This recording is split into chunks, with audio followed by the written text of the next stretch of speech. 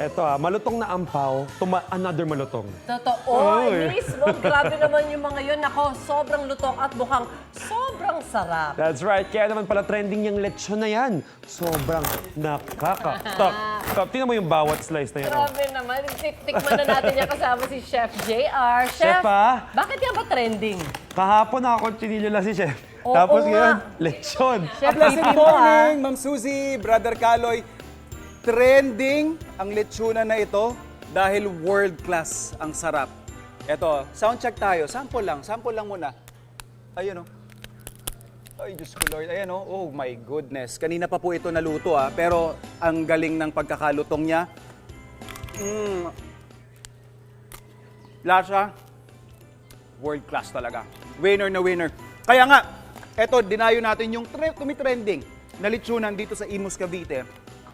Para malaman pa yung ibang detalye kung what does it take para maging isang world-class na lechonan.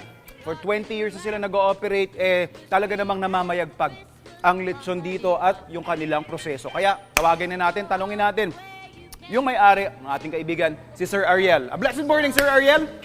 Magandang umaga, Sir! Good morning po, Chef. Sir, talagang nakaka-proud na ang lupit ng inyong lechon. Ano po bang sekreto? Maintain mo lang talaga yung quality, tapos na cleanliness, babalikan ka ng customer. Very particular kayo sa cleanliness. Pero ito, si Kuya nagmamasahin na nung panimpla ninyo, ano? Opo. Ano po ito? Matagal nyo ng recipe ito, sir? Matagal na po, umpisa pa lang po, yan ang po recipe natin. Bali, ito, unang step pa lang to. Yes, sir. Unang Okay. step lang po. Marinate po, tapos lagyan natin siya ng pang-coloring.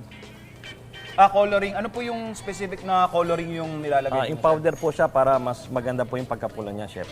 I see. Tapos, so I can smell yung salt, may garlic dito, pepper. Tsaka syempre yung mga sikreto pa ninyong mga trade secrets, ika nga. At ito, syempre hindi pwedeng mawala yung tanglad natin. Opo. Sir, normally, gaano po katagal isasalang yan? Pag medium size po, kaya po ng mga 2.5 po. 2.5 hours kaya. Tapos sinasabi natin kanina, after nito, kadalasan, lalo na kapag nakapila, napansin ko lang sir na-witness ko yung mga baboy nila Sir Ariel dito, ba't chumichill sa isang air-conditioned room? Opo, naka-aircon po siya for safety reason, walang langaw. Okay. Tapos, andun pa rin yung cleanliness natin. Yun nga sabi natin sir, very particular kayo sa cleanliness. So, i-chill niya yan, hindi yan naka-expose kung saan, nasa isang contained na lugar. So, walang peste na pwedeng mag-tamper doon sa kanilang produkto. And 2.5 hours to 3 hours, isasalang nila yan. Ito yung iba nating mga nakikita dito. Sir, gaano ba karami yung kaya ninyong lutuin ng sabay-sabay dito sa lechonan ninyo? Kaya po ng 104, isang salang po. Pero 104, grabe. sa isang araw po, kaya Oo. namin 300. 300, pero kung hindi susuko yung mga tao nila, sir, Kaya po kaya ng 400. libo? Kaya ng libo, no? All year, all clock. Opo. Around the clock, kaya nating ma-accommodate yung libo-libo. Kaya po. Sir, tanong lang natin, magkano naman yung presyuhan? Kagaya nitong pinatatakam natin, mga kapuso, tingnan nyo to. Kanina na, sound check na natin to Ayan o. Sir Ariel, magkano ito? Medium size ito, no? 13.8 po yan, 30 to 15 kilos po. Okay, magkano ito? Magkano? 13. 13.8 po, 13 to 15 kilos Ilan po minimum. yung mapapakain nito, Sir Ariel?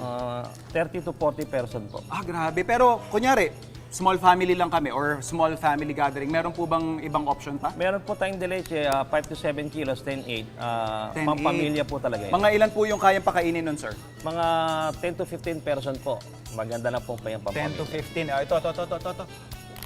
Oh my God! Yan ang mga tunog na talaga namang kala mo anghel ang kumakanta. Diyos ko po. At saka yung meat niya, juicy. Tsaka itong layer na to, lasang-lasa na natin, sir, yung Opo, timpla no? May taba pa rin. Grabe. Sino-sino po ba yung mga customers natin, sir? May mga 5-star hotel po tayo, tsaka mga golf course, mga politician, Sige, sir, magkwento ka lang dyan. tsaka yung mga kilala po na mga celebrities po. Usually, yung po mga customer namin, kilala naman po talaga. Sige, sir, magkwento ka lang dyan. Dito muna ako. Oo, Mga sarap kapuso, na grabe. sarap kayo. Mga kapuso, solid yung lechon natin dito sa Imus. Talaga namang winner na winner. Pag nag-iisip pa kayo or naghahanap pa kayo ng ihahanda ninyo, consider niyo yan. Pero, tuloy-tuloy yung food adventure natin. Magbabalik ang unang hirit. Wait!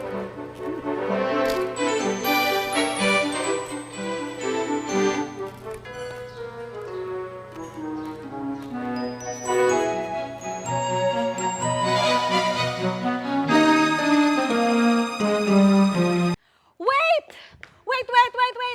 Huwag mo munang i-close! Mag-subscribe ka muna sa GMA Public Affairs YouTube channel para lagi kang una sa mga latest kwento at balita. At syempre, i-follow mo na rin ang official social media pages ng Unang Hirit. Thank you!